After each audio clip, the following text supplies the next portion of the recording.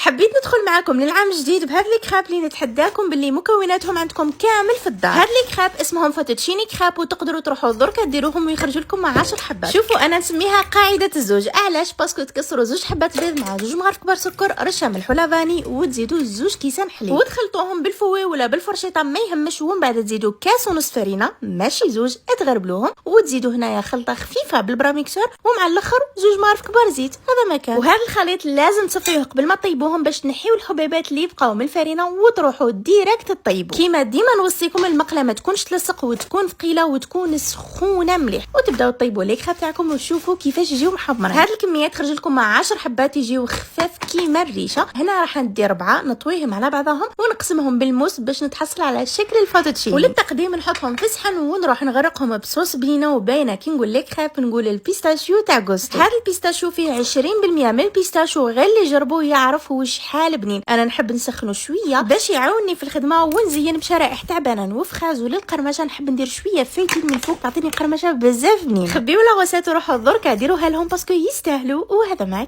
كان.